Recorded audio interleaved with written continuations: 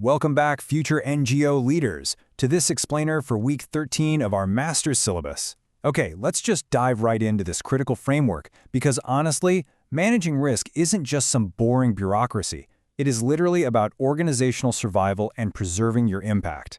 For those of you gearing up to lead in the nonprofit sector, mastering these concepts is exactly what separates a fleeting, short-lived initiative from a truly resilient, long-term institution. Today's syllabus maps out the risk management cycle step by step. We're going to cover defining risks and appetites, safeguarding and accountability, security in fragile settings, business continuity in crises, and finally, incident reporting and learning. Starting off with Section 1, defining risks and appetites. We need to begin by completely shattering the illusion that nonprofits are simple, low-risk entities. As future program directors, you absolutely have to internalize this fundamental definition. Risk is anything, and I mean anything, that could compromise your ability to carry out your mission. This really highlights the constant underlying tension between delivering on that mission and exposing your primary assets to danger. And remember, your assets aren't just your funding. We're talking about your people, your physical property, and perhaps most fragile of all, your reputation in the community. Now, the sheer breadth of this threat landscape is pretty wild, and it perfectly illustrates why we have to look far beyond just physical dangers. When you take the helm of an NGO, you've got to prepare for the whole shebang. We are talking about general and automobile liability, property and casualty, employment disputes, fiduciary liabilities regarding things like retirement plans, and the big one these days, cyber threats. A ransomware attack can lock your access to critical business data literally overnight. That is exactly why cyber insurance and robust data protection are no longer just optional add-ons. They are foundational to your survival. So how do we actually manage these massive threats? Well, we translate them into actionable tools using a structured four-step risk management plan. Step 1, you assess and identify the potential pitfalls, whether that's internal operational inefficiencies or external economic swings. Step 2, you develop clear mitigation strategies, like, say, diversifying your funding sources. Step 3, you continuously monitor those strategies. And finally, Step 4, you communicate transparently with your stakeholders. Doing this builds a real culture of preparedness. Moving on to Section 2, safeguarding and accountability. Let's look at how this risk management cycle builds into the absolutely vital topic of keeping vulnerable people safe. As future leaders, you're going to face a very real, everyday tension. Accountability is a two-way street. On one hand, you have upward accountability to your donors and funding agencies, and they're going to demand rigorous reporting and efficiency. On the other hand, you have downward accountability right directly to the beneficiaries and the local communities you're actually there to serve. So, who do you truly serve during a crisis when the rigorous demands of your funders might clash with the immediate, desperate needs of your beneficiaries? Navigating that specific balance? That is the true art of NGO management. And we have to look neutrally at documented historical failures to underscore a very hard truth here. Establishing stringent upward and downward protection mechanisms against exploitation is a completely non-negotiable operational necessity.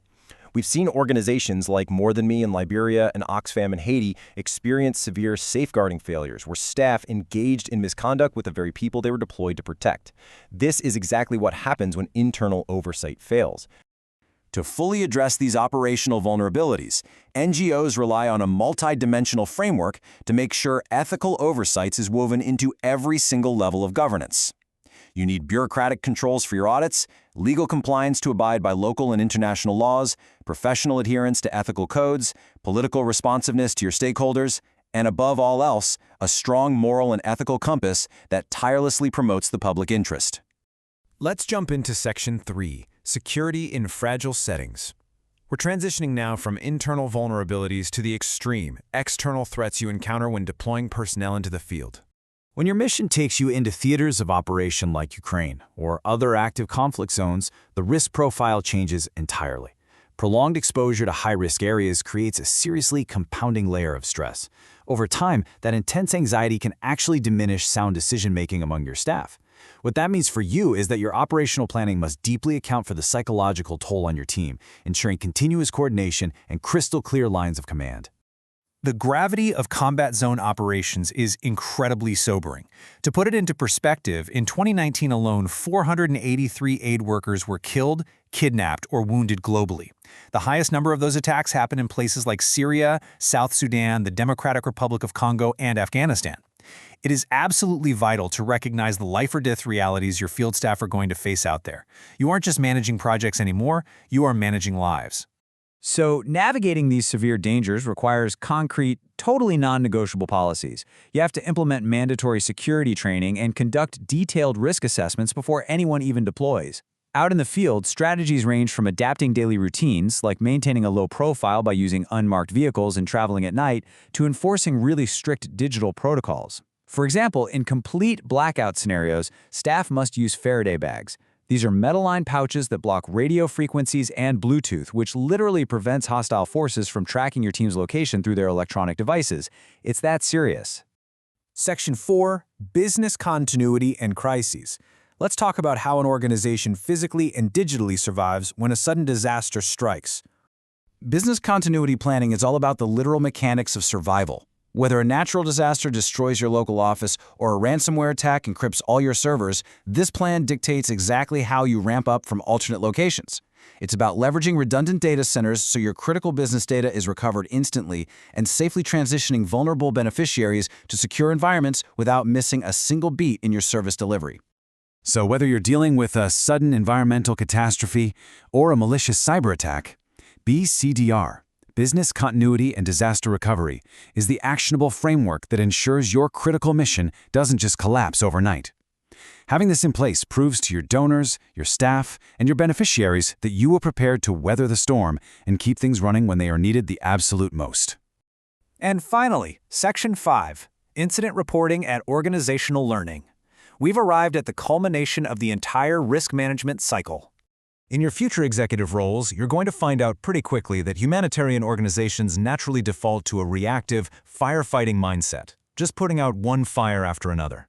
Shifting your team away from that and moving toward a culture of continuous improvement through structured incident reporting is going to be your ultimate test of leadership.